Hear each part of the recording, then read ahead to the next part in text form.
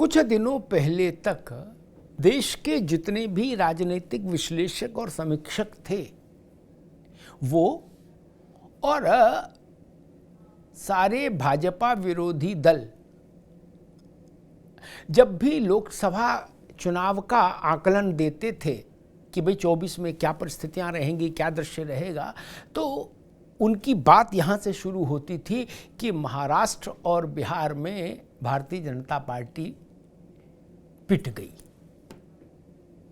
वहाँ समीकरण बदल गए और बिहार में नीतीश अलग हो गए और महाराष्ट्र में शिवसेना अलग हो गई।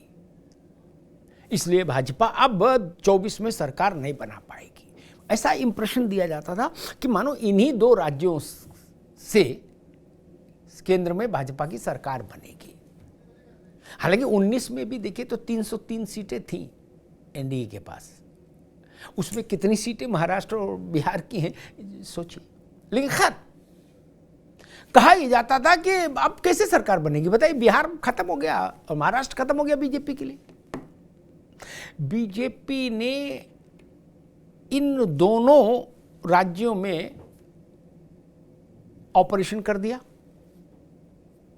महाराष्ट्र में विपक्ष खंड खंड विखंड खंड हो गया।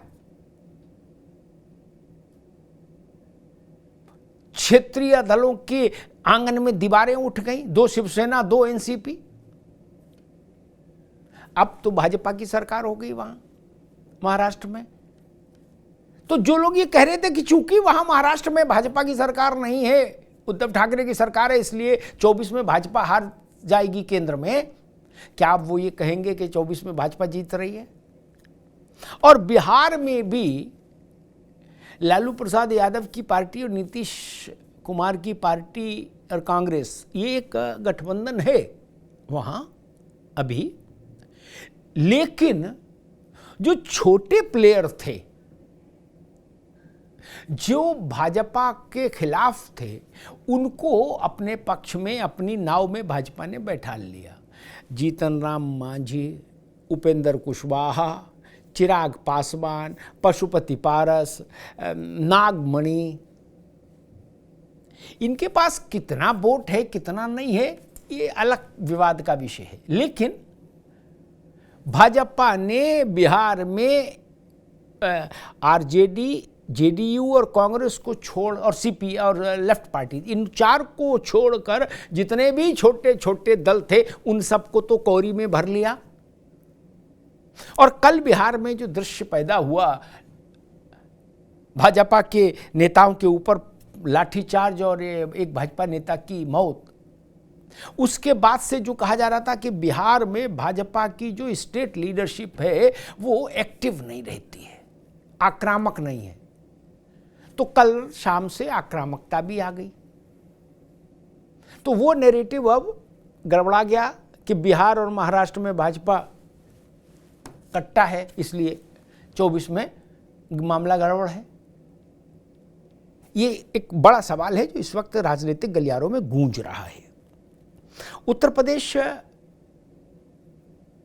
में 2019 में भाजपा ने जिन परिस्थितियों में विजय प्राप्त की लोकसभा के चुनाव में, उसके बाद स्वाभाविक है कि किसी भी अगले लोकसभा चुनाव में 24 का हो या उसके बाद को, भाजपा के लिए बहुत चिंता का विषय नहीं है उत्तर प्रदेश कभी हो सकता अब, क्योंकि उत्तर प्रदेश में जो सबसे विकट गठबंधन हो सकता था सपा और बसपा, उससे लड़कर भाजपा 19 का चुनाव जीत आई।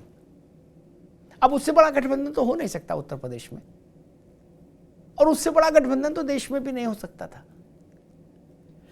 पीडीए है, ये अखिलेश जी का दिया हुआ एक शब्द है, पिछड़े दलित अल्पसंख्यक, पी फॉर पिछड़े, D for Dalit, A for अल्पसंख्यक। अब इसमें भी एक पुछल्ला लोगों ने ये लगा दिया कि भाई पिछड़े दलित अल्पसंख्यक ठीक है, तो फिर सवर्ण विरोधी मामला क्या? पिछड़े दलित अल्पसंख्यक कितने मिलेंगे नहीं मिलेंगे, लेकिन सवर्णों में ये मैसेज जाने लगा कि भाई अखिलेश जी ने तो हमारा नाम ही नहीं रखा अपनी डिक्शनरी में। ये एक अलग पेज है।